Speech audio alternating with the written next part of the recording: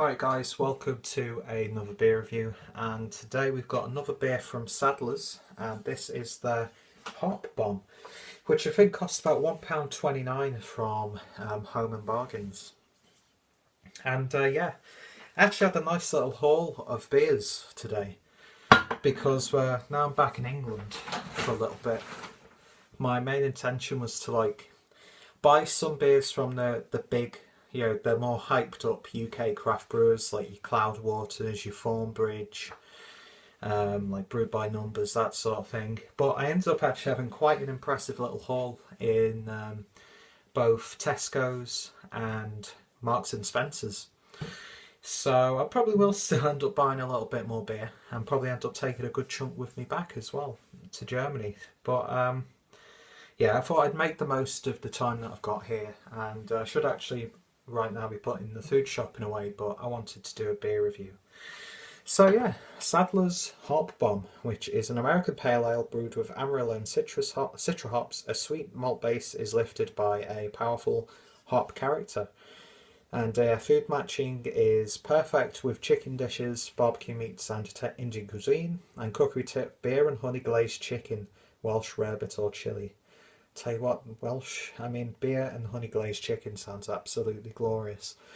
But yeah, malts are Marisota, Pale Ale, caramel and wheat, and the hops are Amarillo, Cascade, Citra, Chinook and Nelson Sauvin. So, your pretty standard hop base for a Pale Ale / IPA. So yeah, Sadler's Brewery. It's amazing how cheap you can find their beers in the UK. And they're a quality brewery as well. I mean, their Mud City Stout is probably one of the best stouts that I've ever tasted. And yeah, I revisited the Peaky Blinder, which I tried a couple of years ago. Wasn't the biggest fan of it because I was purely on my tropical citrusy hoppy IPA kick. But drank it and it was really, really nice. And there's loads of the Sadler's beers that I still need to try. But anyway, let's pour this into a glass and see what we get. I've got an idea of what we're going to get. But yeah, £1.20, something like that for 500ml of what should be a quality beer. Why would you go for a big bottle of Carlsberg or something like that when you can get good flavoursome beer like this that isn't full of chemicals and just flavour enhancers and that sort of stuff? But yeah, beer in a glass, and yeah, that's clear as day. Nice golden colour to it. It's got about one finger's worth of a foamy white head. And yeah, it looks almost like a lager, to be fair.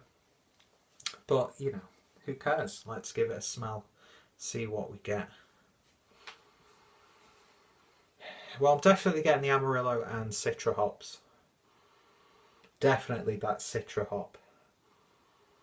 And I am getting a sweet malt there as well. Not really a caramel sort of aroma, but it's got a sweet cakiness to it. Maybe a little bit of apple or pear in there as well. And now a bit more of that wheat malt coming through. Giving it an almost like German Helles sort of aroma. But then you get that tropical, grapefruity, lychee sort of aroma coming through back again. It smells good. It's not, an aroma bomb or anything like that, but what is there is really, really nice. Anyway, let's knock it back. Cheers.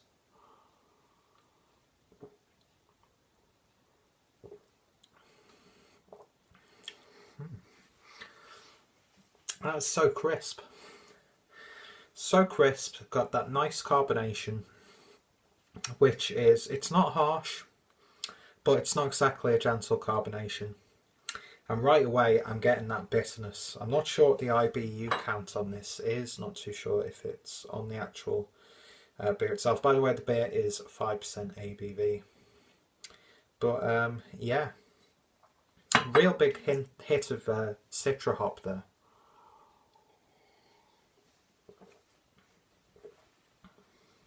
And that malt base has led to something that's not really too heavy, but it's not a light beer on the body by any stretch.